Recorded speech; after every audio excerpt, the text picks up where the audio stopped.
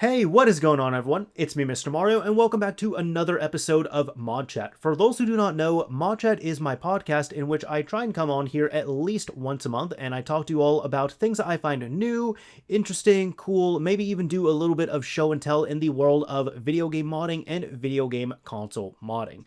Now, ModChat is available in two different formats. First of all, it is available in a video visual form here on the Mr. Mario 2011 YouTube, Rumble, and Odyssey channels, which is pretty helpful for things where you might want to visually see them, and especially if we do a little bit of show and tell, like I said earlier.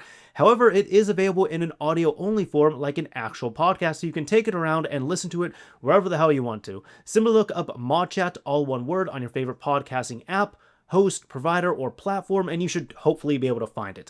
I know it's not available on all of them, but it is available on most of them.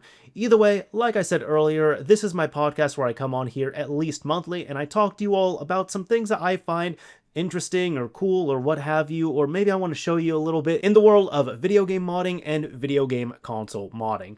Now, it's not necessarily a news show. Sometimes there are things that we might break a little bit here, and sometimes there are going to be little news blasts and such, but for the most part, no, it's kind of just things that I see on the internet, and I just want to share them with you all and get some more spotlight on them, and sometimes it's even a nice excuse to actually try out a thing as well, too. There is a lot happening in this episode here for this month, and my apologies for it being later in the month. You all know how it goes sometimes with schedules and such, but that's just how it is. At least we're here for this spooky month of October. So let's just go ahead and get into the topics here, because there's a bit. Now, for our first topic here, and I would say probably the most topical one in terms of timing and such here, Xbox Scene is returning yet again with another Modfest. They're looking to make this be an annual event, but this here is the second annual celebration of homebrew, innovation, and the Xbox modding community. Now, they state here saying, following the incredible success of last year's event, the Xbox Scene is proud to announce Xbox Scene Modfest 2025, making our second annual celebration of creativity, innovation, and homebrew development across all generations of Xbox consoles. Now, this is intended for developers, artists, and enthusiasts to create and submit games, emulators, applications, hardware mods, or development tools. Submissions do open up November 1st, so that is right around the corner, and projects are going to be due by January 31st. So you have 3 months, yeah, that's about it. Yeah, you have 3 months to really get this sorted out if you're just learning about it right now. Community voting and a judging panel will award prizes to the top entries across 3 distinct categories: software, hardware, and the bounty program. Now, it looks like there's 4 categories. Let's go ahead and get into that. Software is going to include games, emulators, and applications, in which prizes are going to be awarded based on creativity, functionality, and impact on the community. Now, it does state that this does allow you to use official or unofficial development tools such as an XDK, or other available options, but they must be open sourced on GitHub or similar programs to help others explore, collaborate, improve, and expand upon work. As for hardware, this includes hardware mods or physical projects. Now, completed projects can be submitted prior to January 31st. However, they do state if a project is not yet finished, participants must submit a video demonstrating proof of concept by the deadline. The hardware prize will only be awarded once the project is finalized and released under an open source license. As for the bounty program, this includes community-driven challenges where participants can earn prizes for completing specific modding or development tasks. Examples include porting existing software to the Xbox, creating new tools, or improving compatibility for existing projects. And finally, there's this 4th one, which is exhibition, in which it states this category lets participants share and display their projects outside of the main competition. This is ideal for work-in-progress builds, moderator submissions, or entries that don't fully meet the contest's eligibility requirements. So you won't get a direct reward for this one, however, they will be featured and celebrated as part of the event. If you're interested in participating, there's several rules here. I'm not going to go in depth on them here just because, well, if you're going to be participating, you go ahead, read them, understand them. But we can at least talk about the bounties here because there's a few of them available. The first one is porting Raylib to the Xbox using the XDK or RXDK only for $100 US. The second one is updating and expanding the libSDL port for the original Xbox, yet again another $100 US. Bounty number 3 is coming in at $150 US, and that's RXDK improvements or Callistos Xbox support. And finally, there is a 4th bounty right now for $100, which is porting support, libcurl, or an equivalent with SSL and HTTPS support for the original Xbox. So there's a lot more you can read up and check out on here if you are interested in applying, if you want to participate, if you just want to check it out. And on purpose, I'm not going as detailed into that just because this is going to be more of a springboard. If you're interested in this, if you're hearing this and you're like, hey, I kind of want to do some of that here, go ahead and check this out. It's of course going to be linked in the video description with all the other news and everything I'm covering here. You could see what's available, see what rules are there, see what you'd like to contribute, what you'd like to try out here, and then hopefully give this a shot and, you know, flex your skills a little bit, maybe get rewarded along the way, and also, of course, help out the greater Xbox community. Now, discussing the original Xbox, there has been a new development here, being RXDKNeighborhood from Team Resurgent. Now, it states here that this is a modern replacement to the XDK, like the official XDK's Xbox Neighborhood. And I know there's been a lot of people who've heard about Neighborhood or maybe even used it and they weren't aware of it, but yeah, it is on the Xbox and the Xbox 360. Presumably it should be on the newer ones as well too, like the one in the series, but it is a part of the official Xbox development kit, like the software development kit. This here is trying to be a modern replacement for it, and one of the notable benefits is that this can work on newer OSs. It even states here the minimum is going to be at least Windows 7, but it even works on Linux and Mac OS, which is pretty awesome to see here. As for the actual core features and functionalities, you can do direct uploads and downloads from the system pretty fast. You get screenshots as PNG images, you can synchronize your time, launch XBEs, reboot to your system, drag and drop upload, and it states much more. As for the install notes, pretty easy here. It states, it says you just need to download it, you run RXDKNeighborhood, and win. So if you're interested in trying out Neighborhood for the original Xbox, look into RXDKNeighborhood, and that way you really don't have to go and mess around with Windows XP either, or even, like, you know, get a Windows XP VM. So pretty nice to see. On the 360 side of house here, we do have a Clone Hero Xbox 360 edition from developers Risky VR and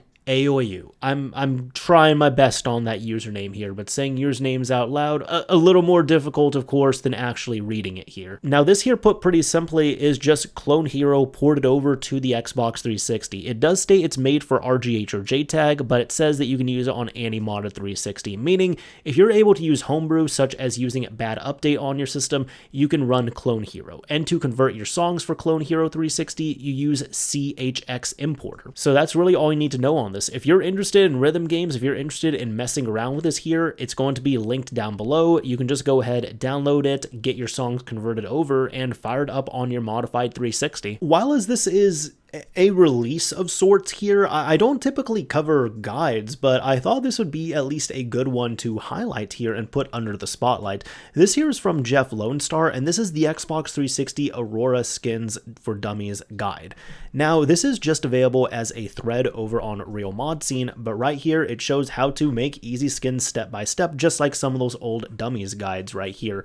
And I was thinking for anybody, of course, because there's been so many more people who have joined up the world of modified Xbox 360s thanks to the ease of use and reliability now of Bad Update. However, if you've been interested in making your own Aurora skins or even customizing some of the ones out there, this is a great guide to do it. They go through all the details here, breaking down, you know, the important files and such, what you would need to do. Several downloads are available right there to really get you sorted and set up. And you can see right here, it is really just, you can walk through this pretty easily. There's tons of really great photos right here, and it really goes into depth and it breaks down everything you'd need to know, or most of what you would need to know in order to get your theme sorted and situated on here. So again, if you're interested in customizing Aurora, making your own theme, modifying a existing theme, this is a pretty great guide and it should have you covered. I don't really cover the Xbox One all too much here, but occasionally we do end up getting some releases. So this is from the Xbox One Research GitHub page, and this is the ASPECT2 PCB. So something a little more hardware related.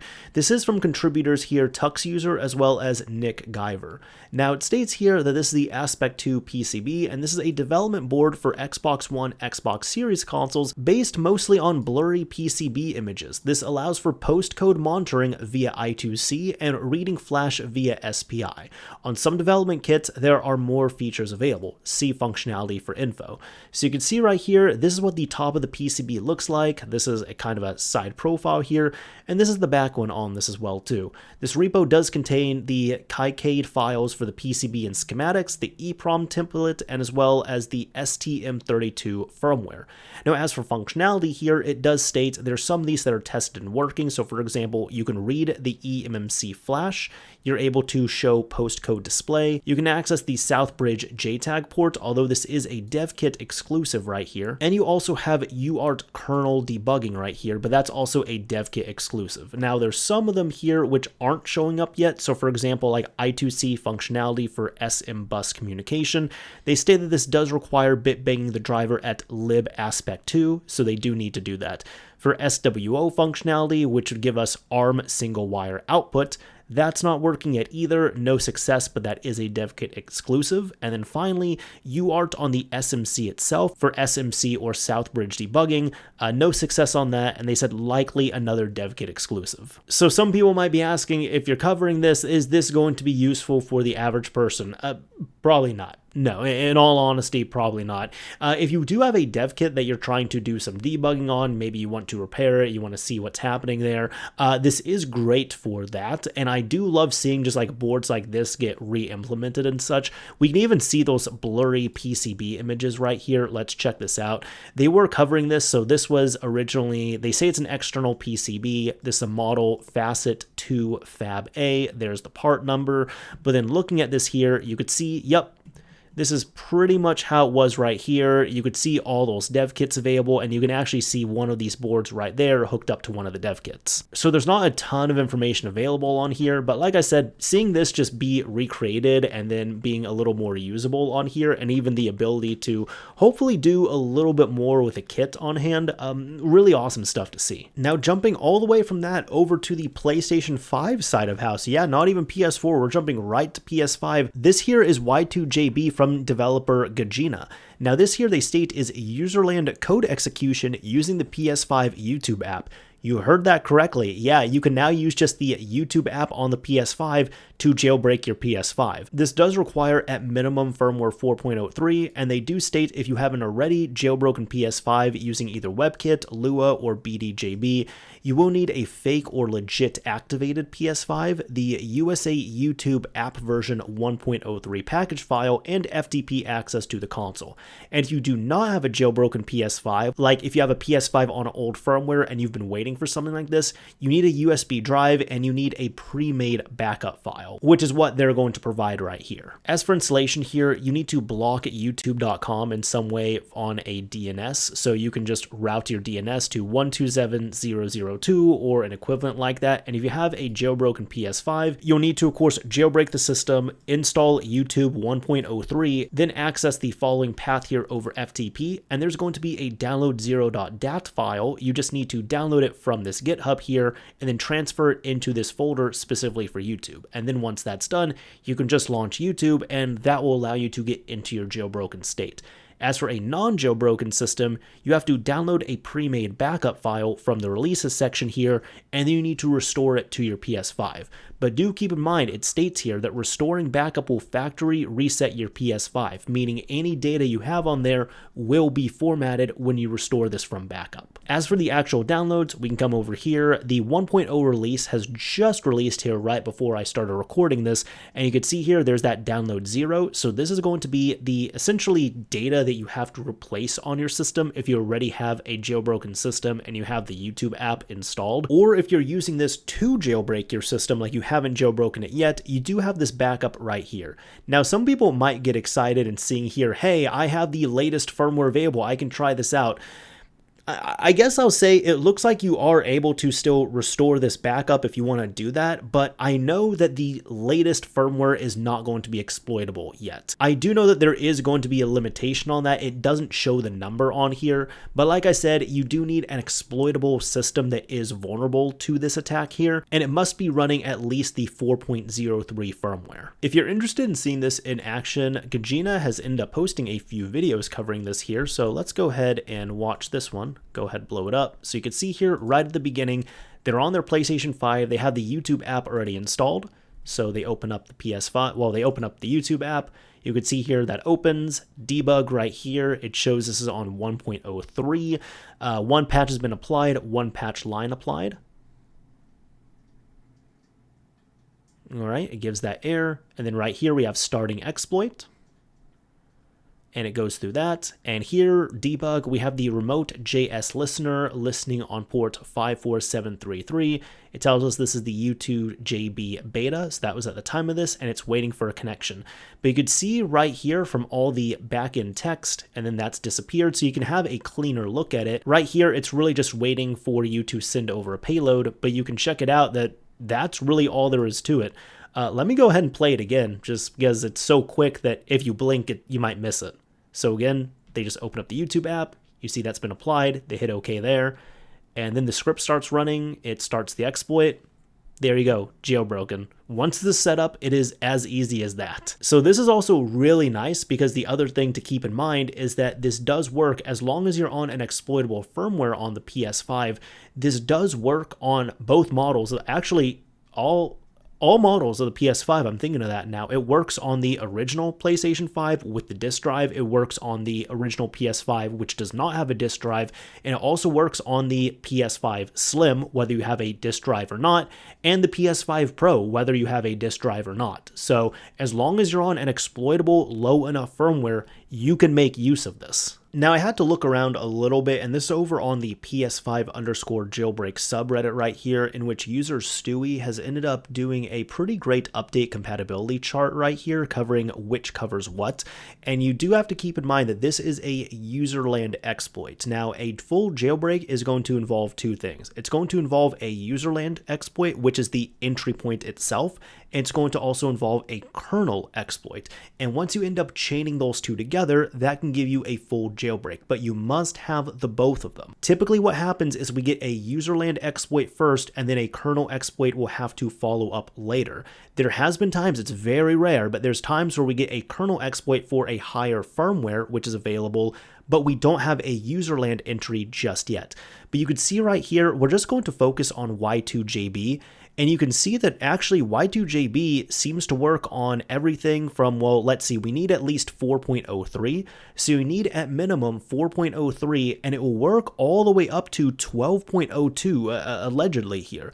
Now, if you're really excited, if you're on that firmware, just hold on, pump the brakes a little bit, because like I said, you need to still have a compatible kernel exploit here. And with the kernel exploits available, they kind of vary. Like really for the most part, it's known that the lower the firmware you're on, the more access that you're going to have right here. But essentially you see at the beginning, you have the UMTX exploit as well as LAPS. You also have IPv6 available at one point, but for the most part, really up until 10.01, we just have the LAPS exploit. So this here means that this is going to be usable right now, at least with a kernel exploit, technically up to 10.01, but there's additional things you might have to wait for here. Like for example, up to firmware 9.60, you do have case stuff available, but at the moment, case stuff is a work in progress if you're on firmware 10 or firmware 10.01. So just keep in mind that you need to be on at least firmware 4.03. It's not going to work really on the latest one because, for example, we're still looking at kernel exploits for 10.2 to 10.4, as well as 10.6 to 12.02 on the PS5. But yet again, the good news is with at least wishful thinking right here, once kernel exploits are available for those higher firmwares, then they would hopefully be able to be paired with Y2JB, and that would give us a pretty great jailbreak. You know, we'll even get a little bit of GameCube love in for this episode here, but this here is from developer Makio or Makio Dev, and they state, Cubiboot is here. This gives you the Cubiboot interface for PicoLoader and PicoBoot. It has most of the features of Cubiboot, but supports SD2SP2, SD-Gecko, and similar SD adapters. And you can check it out right here. And you can see once this is all loaded up, you have this interface right here, and it looks a lot like the save section on the GameCube interface itself. I'm not trying to say dashboard because that's obviously Xbox there, but I guess the UI and the interface there, except instead of saves, these are actual games right here. So you can go in here, and right here you see Mario Kart Double Dash. It is loaded up as an ISO file, and from there you can just load up your disk. You pick which one you want, you hit the Z button on your controller, and then you're able to boot that up. Let's go ahead and take a look at the GitHub page right here. So loading this in, this is forked from Cubiboot, which is from Off-Broadway. They state yet again, it's a fork of Cubiboot with SD card support, and even say here, this is a fork of Cubiboot by Team Off-Broadway with support for the SD2SP2, SDGecko, or similar SD adapters. And really all you need to do here, if you have a Pico loader, for example, you flash the Cubiboot firmware over to your Pi Pico, then you download the latest Swiss, you pop that onto your SD card, and you're good to go. Kind of similar with the Pico loader or PicoBoot with the GeckoBoot payload. You have to download this cubiboot.dol file, rename it to be the IPL, download the latest Swiss, pop it onto your SD card, and you're good. And finally, with ODEs, you can use the cubiboot.iso and then use it for your official ODE. Now, it does state here that ODEs besides Pico Loader are not supported, and issues specific to those devices might not be fixed, so just keep that in mind. Finally, what I try to do at the end of these episodes and what I enjoy doing is I like to cover something that I think is odd, interesting, funny, cool, random, but really related directly or even indirectly to the world of video game modding and video game console modding. And this here is from Mozilla, which is the Symphony of the Night integrated rando. Now, it states here that this is an integrated randomizer for Castlevania Symphony of the Night for PlayStation.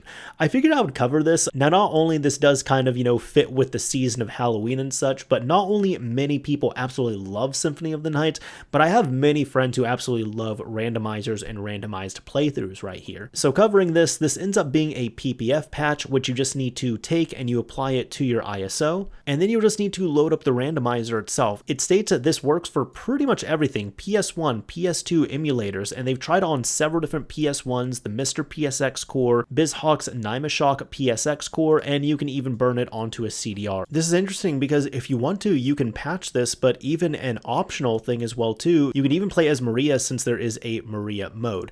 Now, that requires you to do something a little bit different. You do need your PSP backup of the Dracula X Chronicles already copied into an ISO format, and then you need to extract the PSX Maria bin file. It's going to be this maria.bin file. And from there, you can then take your patched file, because you have to take your base game, you then have to patch it, and then you have to take that patched version of the game, and then you can import in your maria.bin if you want to play as Maria. Now, for anybody who wants to know what exactly this does, it states here, the randomizer has presets which are modes that can change small to large aspects of how the game is played. It also has options which can be toggled for any preset unless it's incompatible. The location of relics, items dropped from enemies, items found in stages, items found in the shop, items found in candles can all be randomized. There are currently over 20 presets to choose from and many options to toggle. Descriptions are displayed in the menu. Many presets change the gameplay experience into something new. So that's a pretty nice thing about this here, as opposed to just sticking to one type of randomizer. You can really randomize it to your heart's content, and it's all directly integrated in there. So if you're a really big fan, or you really want to kind of give a spin, or you want another reason to revisit Symphony of the Night, might be a good time to do so. Either way, that is about it for this episode of ModChat. Hopefully you all enjoyed it. Hopefully you all got to be entertained, have a little bit of fun, learn something. And you know what? We got to do this together, so that was a nice thing about it as well too. Now, if you haven't been to the end of one of these episodes, first of all, welcome. And secondly, people might know about this already, but if you haven't been here before, what I like to do is I like to pick a keyword or a key phrase. If you use that word or phrase in a comment on the video upload, I'll know that you made it to the end of this episode. Typically, I do kind of pick something off of my desk here and use that to run off of it. And recently, there's been times I go into a little bit of like a tangent and a story here too, so we're going to do a little bit of both with that. Right here, I do have this PSP, an absolutely beloved, known, and well-loved platform right here. This is a PSP 3000 that I ended up importing years ago from Japan when they were a lot cheaper as well too. But this one is here because, well, I will let you all in on the surprise here. My friend's not going to know about this, but by the time, like, she gets this here, it's going to be fine. This is actually not for me. This is going to be a present for one of my friends. You see, she is not necessarily that much of a gamer, but for spooky month and everything here, she absolutely loves Halloween, not just because of like the vibe and the holiday and all that stuff, but also because her birthday is pretty close to Halloween as well too.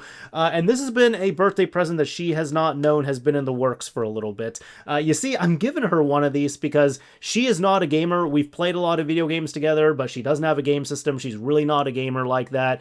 But I was surprised when I found out at one point that she said she did have a PSP growing up, and it was because it kind of did everything. Now, she would play it on the bus, and she didn't even really realize this until she, like, ran into people again, like, years later, but she was kind of known as the PSP girl, because, like, there were people who, they would see her again later on, and they'd be like, oh, yeah, I remember you. You were the PSP girl. You had the PSP on the bus, so they just remember her on the bus playing it like this. And it's cool because, like, I absolutely love the PSP, so that was something we were able to bond over, but unfortunately, she doesn't have it because when I asked about it, she said that it probably got pawned off, you know, to pay for family bills and things like that. You know, sometimes that's how things go. So that's why she's getting set up with one of these here. It's already been fitted with a 128GB micro SD card, a Samsung one. Samsung makes fantastic ones, and you all already know, it's been modified with Arc 4, so she's going to be pretty happy with this here. It'll be a nice blast of the past. Either way, I did want to share that story and the PSP here, but we're not going to be saying PSP. We're going to go with portable. How about that? What is your favorite portable system? Do you like portables as opposed to just sticking with a console in that regard? Do you prefer a laptop because it's going to be portable? Do you prefer the Switch or the Switch 2 or the Steam Deck, or I guess the ROG Ally and the ROG Ally X, like those Xbox systems where Xbox is trying to say that they are Xboxes, but they're not. They're computers. They're just handheld computers. That's really cool, but they're a little more portable. Either way, what is your favorite portable thing? What do you think of the world of portables? Just name off any of that. A portable music player, whatever it is. Just your thoughts, what you like, what you dislike, whatever it is. If you use the word portable, let's get discussion going. You use the word portable, I'll know that you made it to the end of this episode. I got a little bit rambly here, but you know what? For the PSP, it's worth it. It's always worth it. Either way, that is about it for this episode of Mod Chat. If you enjoyed this episode, a like would absolutely be appreciated. If you didn't like it, a dislike is fine as well too. But as I always say, this is Mr. Mario, signing off. Thank you all for listening and watching, everyone. And until next time.